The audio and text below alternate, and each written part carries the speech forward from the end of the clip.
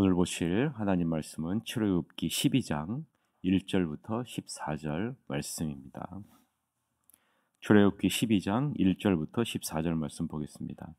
여호와께서 애굽 땅에서 모세와 아론에게 일러 말씀하시되 이 달을 너희에게 달의 시작 곧 해의 첫 달이 되게 하고 너희는 이스라엘 온 회중에게 말하여 이르라. 이 달 열흘에 너희 각자가 어린 양을 취할지니 각 가족대로 그 식구를 위하여 어린 양을 취하되 그 어린 양에 대하여 식구가 너무 적으면 그 집의 이웃과 함께 사람의 수를 따라서 하나를 취하며 각 사람이 먹을 수 있는 분량에 따라서 너희 어린 양을 계산할 것이며 너희 어린 양은 흠없고 1년 된 수컷으로 하되 양이나 염소 중에서 취하고 이달 열하흘날까지 간직하였다가 해질 때에 이스라엘 회중이 그 양을 잡고 그 피를 양을 먹을 집 좌우 문설주와 임방에 바르고 그 밤에 그 고기를 불에 구워 무교병과 쓴 나물과 아울러 먹되 날것으로나 물에 삶아서 먹지 말고 머리와 다리와 내장을 다 불에 구워 먹고 아침까지 남겨두지 말며 아침까지 남은 것은 곧 불사르라. 너희는 그것을 이렇게 먹을지니 허리에 띠를 띠고 발에 신을 신고 손에 지팡이를 잡고 급히 먹으라. 이것이 여호와의 유월절이니라. 내가 그 밤에 애굽 땅에 두루 다니며 사람이나 짐승을 막론하고 애굽 땅에 있는 모든 처음 난 것을 다 치고 애굽의 모든 신을 내가 심판하리라. 나는 여호와라. 내가 애굽 땅을 칠 때에 그 피가 너희가 사는 집에 있어서 너희를 위하여 표적이 될지라. 내가 피를 볼 때에 너희를 넘어가리니 재앙이 너희에게 내려 멸하지 아니하리라. 너희는 이날을 기념하여 여호와의 절기를 삼아 영원한 규례로 대대로 지킬지니라. 아멘. 오늘은 구원의 은혜에 감사하는 새 삶을 살라라는 제목으로 하나님 말씀을 보도록 하겠습니다. 오늘 말씀을 여러분이 다시 한번 여러분이 천천히 한번 읽으면서 여러분이 묵상해 보시기를 바랍니다. 특별히 세 가지를 여러분이 염두에 두면서 읽었으면 좋겠습니다. 첫 번째는 이 양을 잡고 4일 동안 간직해 두었다가 잡게 한다라는 사실을 여러분이 염두에 두면서 읽어보시기를 바랍니다. 6절에 보면 이달 열 나흘날까지 간직하였다가 라고 이렇게 얘기를 하고 있잖아요. 3절에 보면 이달 열흘에 너희가 그 양을 취하라 라고 이야기하고 있죠. 그러니까 4일 동안 집에서 간직해 두라 라고 이렇게 얘기를 하는 이 부분을 여러분이 염두에 두고 읽으시고요. 그 다음에 양을 잡을 때 그 양을 7절에 보면 양을 먹을 집 좌우 문설주와 임방에 발라라 라는 이 부분을 여러분이 염두에 두고 읽으시기를 바랍니다. 양을 먹을 집 좌우 문설주와 임방에 발라라. 그리고 13절에 보면 이것이 너희를 위하여 표적이 될 것이다 라는 요 사실, 요 세 가지 사실을 여러분이 염두에 두고 집에 가서 여러분이 꼼꼼히 읽으면서 여러분이 다시 한번 여러분이 묵상을 하셨으면 좋겠습니다. 표적이라는 것은 어떤 것을 나타내는 것이다 라는 거죠. 그래서 이 표적이라는 것은 이스라엘의 구원을 의미하는 것입니다. 이것을 염두에 두고 여러분이 본문을 묵상하면 풍성한 은혜가 있을 겁니다. 자, 출애굽기 12장은 우리가 너무나 잘 알고 있는 여호와의 유월절을 다루고 있는 말씀이죠. 하나님은 애굽 땅과 가축과 백성, 왕 및 신들을 심판하셨습니다. 이 심판을 통해 여호와 하나님은 자신이 하늘과 땅을 지으신 유일하신 하나님이심을 알게 하셨습니다. 더 나아가 하나님은 이스라엘 백성들을 구별해 그들을 위하여 일하시는 분이심을 보여주셨죠. 이 하나님이 이제 마지막 재앙으로 애굽 땅에 있는 모든 처음 난 것들을 치시겠다라고 말씀합니다. 여러분, 처음 난 것은 대표성을 지니고 있습니다. 처음 난 장자는 모든 자녀들을 대표하고 있고요. 처음 난 가축은 모든 가축을 대표하는 것이기 때문입니다. 따라서 처음 난 것을 치시겠다라는 것은 무슨 말일까요? 모든 생명을 주관하시는 하나님이 그 생명을 취하시겠다라는 의미를 담고 있는 것입니다. 그런데 이번 마지막 10번째 재앙은요, 특이한 점이 몇 가지 발견됩니다. 제가 앞전에 서두에 말씀드린 그런 부분들이죠. 그 중에 하나가 이스라엘 백성들이 해야 할 일이 있다라는 겁니다. 이전에 이스라엘 백성들이 따로 해야 할 것은 없었습니다. 나일강이 피로 변하는 재앙이나 개구리 재앙이나 애굽 온 땅의 티끌이 이가 되는 재앙이나 파리떼의 재앙이나 돌림병의 재앙이나 악성 종기가 나는 재앙이나 우박이 내리는 재앙이나 메뚜기 재앙이나 흑암의 재앙에서 이스라엘 백성들이 따로 해야 할 것은 없었어요. 하나님이 일방적으로 이스라엘 자손들이 거하는 고센 지역을 거룩하게 구별하셨고 그곳에 재앙이 미치지 못하도록 하셨기 때문이죠. 이 모든 재앙의 목적은 여호와 하나님이 어떤 분이신지를 알려주기 위함이기 때문입니다. 쉽게 말하자면 이런 거죠. 나는 여호와라 라는 선포를 위한 재앙이었기 때문입니다. 출애굽기 3장 13절에서부터 15절에 오면 이렇게 나오죠. 모세가 하나님께 아뢰되 내가 이스라엘 자손에게 가서 이르기를 너희의 조상의 하나님이 나를 너희에게 보내셨다 하면 그들이 내게 묻기를 그의 이름이 무엇이냐 하리니 내가 무엇이라고 그들에게 말하리이까. 하나님이 모세에게 이르시되 나는 스스로 있는 자이니라. 또 이르시되 너는 이스라엘 자손에게 이같이 이르기를 스스로 있는 자가 나를 너희에게 보내셨다 하라. 하나님이 또 모세에게 이르시되 너는 이스라엘 자손에게 이같이 이르기를 너희 조상의 하나님 여호와 곧 아브라함의 하나님 이삭의 하나님 야곱의 하나님께서 나를 너희에게 보내셨다 하라. 이는 나의 영원한 이름이요 대대로 기억할 나의 칭혼이라 라고 말하고 있는 거죠. 이것이 나는 여호와라 라는 것의 의미입니다. 스스로 자존하시는 온 우주 만물을 창조하신 전능하신 여호와 하나님이심을 나타내 보이신 것이죠. 그런데 10번째 재앙은 그 목적이 조금 다릅니다. 물론 생명을 주관하시는 분이 여호와 하나님이심을 나타내는 것은 맞지만 10번째 재앙은 죄로 말미암아 죽음의 심판을 받을 수밖에 없는 인류의 하나님의 은혜로 말미암은 구원의 메시지가 담겨져 있기 때문입니다. 이것이 표적이라는 거예요. 이스라엘 백성들은 반드시 구원을 받는다라는 표적을 보여주신 것입니다.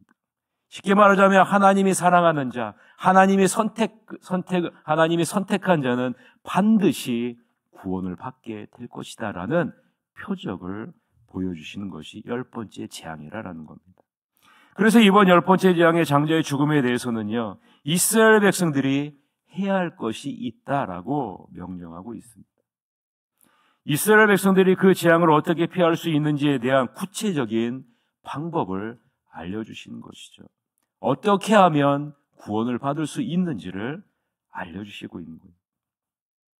그것은 우리가 잘 알고 있듯이 각 가정마다 10일의 어린 양이나 염소, 흠없는 1년 된 수컷으로 택해서 4일 동안 잘 돌보고 14일 해질 때 함께 모여 그 양을 잡으라라는 명령이죠.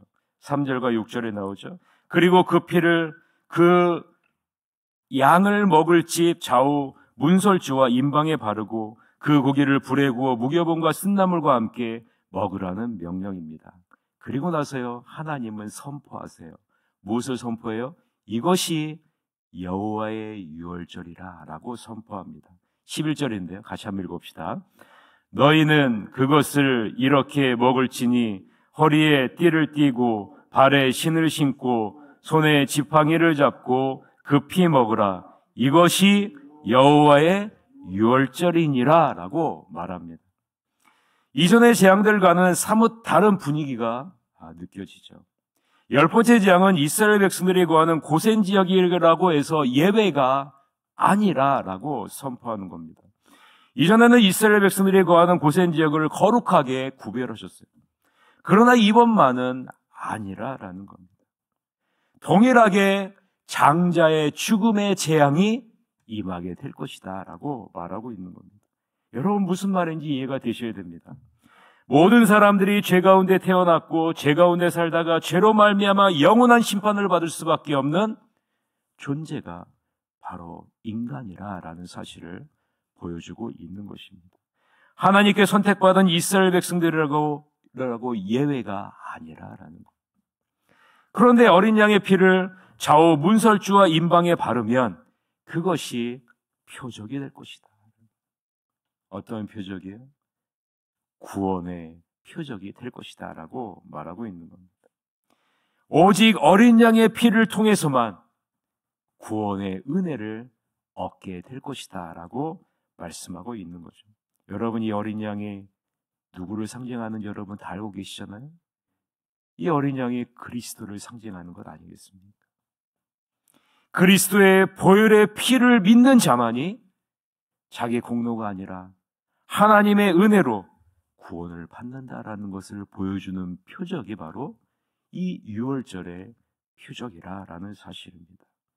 이 은혜를 깨닫고 느끼고 기억하라고 하나님은 자신을 위해 대신 죽을 어린 양을 며칠 동안요? 4일 동안 집에다 놓고 그것을 보게 하셨어요. 여러분, 이 사실을 잊지 마세요. 그 어린 양을 잡기 전에요, 4일 동안 집안에 놓고 그것을 보게 했어요. 이 양이 나를 대신 죽을 양이라. 이 양의 피로 말미암아 우리는 하나님의 은혜의 구원을 누리게 된다라는 사실을 4일 동안 보게 했어요. 그리고 그 양을 돌보게 했어요. 로마서 3장 23절서부터 26절에 보면 모든 사람이 죄를 범하였음에 하나님의 영광이 이르지 못하더니 그리스도 예수 안에 있는 속량으로 말미암아 하나님의 은혜로 값없이 의롭다 하심을 얻은 자 되었느니라. 이 예수를 하나님이 그의 피로써 믿음으로 말미암는 화목제물로 세우셨으니 이는 하나님께서 길이 참으시는 중에 전에 지은 죄를 간과하심으로 자기의 의로우심을 나타내려 하심이니 곧 이때에 자기의 의로우심을 나타내사 자기도 의로우시며 또한 예수 믿는 자를 의롭다 하려 하심이라 라고 말씀하고 있죠. 예수 그리스도의 피로 말미암은 화목제물이 아니면 우리는 절대로 의롭다 여김받는 은혜를 입을 수 없다라고 분명하게 말씀하고 있는 거죠. 하나님의 은혜가 아니었다면 우리는 죄로 말미암아 하나님의 영광에 이르지 못하는 영원한 심판에 이르게 될 수밖에 없다라는 겁니다. 사랑하는 새하늘 가족 여러분, 날마다 매 순간 우리를 대신해 죽을 예수 그리스도를 바라보는 여러분이 되시기를 바랍니다. 그래서 여러분 4일 동안 자신들을 대신해 죽어야 하는 어린 양을 바라보게 하신 것 아니겠습니까? 우리가 바라보아야 할 것은 우리를 대신해 죽을 예수 그리스도라는 거예요. 우리의 시선이 예수 그리스도로 가 있지 않으면 우리는 하나님의 은혜, 하나님이 예비하신 놀라운 축복을 누릴 수 없는 것 아니겠습니까? 왜 예수님이 우리의 죄를 대신해 죽으셔야 했습니까? 왜 예수님이 우리의 죄를 대신해 죽으셔야만 합니까? 우리는 어디에서도 그 해답을 찾을 수 없습니다. 그러나 주님은 우리를 죄의 죽음에서 건져내기 위해 인간의 몸을 입고 이 땅에 오셨고 우리가 당해야 할 멸시와 고난을 당하셨고 우리가 당해야 할 죄의 형벌을 담당하셨고 십자가에서 우리가 받아야 할 죄의 저주를 받아 대신 죽으셨습니다. 왜요?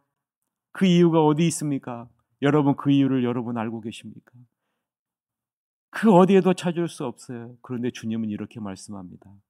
내가 너희를 사랑하기 때문이라. 내가 너희를 사랑하기 때문이라. 주님 왜 저를 사랑하십니까? 그 이유가 무엇입니까? 주님은 이렇게 말씀합니다. 그냥 너희기 때문에 사랑한다. 그냥 너희기 때문에 사랑한다. 태초에 온 우주 만물이 지어지기 전에 나는 너를 사랑하기로 작정했단다. 여러분, 이것이 주님의 답이에요. 여러분, 이것을 잊지 마십시오. 이러한 사랑을 받은 자가 바로 여러분이에요. 그러면 여러분이 누구를 바라보면서 살아야 됩니까? 누구를 바라보면서 나가야 됩니까? 세상 사람들은 물질을 바라보라고 합니다. 성공을 바라보라고 합니다. 행복을 바라보라고 합니다. 쾌락을 바라보라고 합니다. 그러나 여러분, 우리가 받은 사랑은, 이 사랑을 여러분 기억하세요. 그리고 이 주님이 나를 바라보라고 이야기하세요. 모든 구원을 얻는 이스라엘 백성들은요, 4일 동안 자기 자신을 위해 죽어야 하는 어린 양을 바라보게 했어요. 그리고 이것이 표적이 된대요. 너희가 사는 날 동안 너희가 바라봐야 할 것은 너희를 대신해 죽을 십자가에 지신 예수 그리스도라라는 사실이죠. 그럴 때요, 우리는 하나님의 놀라운 구원의 은혜를 입게 되고요, 하나님이 예비하신 놀라운 축복을 누리게 되고요, 하나님이 함께 하시는 은혜를 누리게 되고요, 하나님께서 앞장서셔서 일하시는 놀라운 하나님의 권능을 경험하게 되는 것입니다. 다른 것을 바라보지 맙시다. 그러면 우리는 어떤 상황 속에서도 감사의 은혜가 넘치게 되는 거예요. 하나님은 이스라엘 백성 애굽에서 빠져나온 그 달을 이스라엘의 첫 번째 달이 되게 하라라고 선포합니다. 어린 양의 피로 구원을 받을 이스라엘 백성들이 이제 새로운 이스라엘을 이끌어 나갈 주역이 될 것이다 라는 선포입니다. 예수 그리스도의 보혈의 피로 말미암아 너희는 새롭게 되었고 새로운 역사의 시작을 이루게 되었다라는 선포를 말씀하고 있는 겁니다. 새로운 출발을 의미하고 있는 것입니다. 그래서요, 지금도 이스라엘 백성들의 달력의 시작은요, 그리스도예요. 6월절입니다. 그것이 이들에게 첫 번째 달이에요. 사랑하는 성도 여러분, 하나님의 구원으로 내 인생이 새롭게 시작되었음을 감사하고 이전의 삶과 완전한 단절을 선포하는 여러분이 되시길 바랍니다. 그리고 주님만을 바라봅시다. 사람을 바라볼 필요도 없고 환경을 바라볼 필요도 없고 나의 능력을 바라볼 필요도 없어요. 나의 공급자 되시고 나의 보호자 되시고 나를 인도하시는 하나님, 그 하나님을 바라보시기를 바랍니다. 그러면 여러분, 우리는 새롭게 시작할 수 있어요. 이전의 것과의 단절을 선포하고 그리스도를 바라봄으로 새롭게 시작하는 여러분이 되시기를 바랍니다. 그러면 하나님이 우리와 함께 하셔서 놀라운 인생의 길을 열어주실 거예요. 이스라엘 백성들을 애굽에서 인도하셔서 놀라운 길로 인도하셨듯이 하나님은 여러분의 인생을 새로운 길로 인도해 주실 줄 믿습니다. 이러한 은혜를 날마다 경험하는 여러분이 되시기를 주님의 이름으로 간절히 축원합니다. 이 시간에 같이 통성으로 기도합시다. 이번 주에 있을 다음 세대를 위한 예배를 위해서 우리 다음 세대 아이들이 주님만 바라보면서 나아갈 수 있도록 이끌어 주시옵소서. 그리고 여러분, 수험생이 있어요. 우리 민서와 우리 희은이가 있습니다. 주님께서 우리 아이들 잘 준비해서 하나님이 원하시는 뜻하시는 대학에 잘 들어갈 수 있도록 이끌어 주시옵소서 기도해 주시고, 10월 20일에 있을 새세미용 축제를 위해서 여러분이 기도해 주시기를 바라겠습니다. 다 같이 통성으로 짧게 기도하시도록 하겠습니다. 기도하시겠습니다.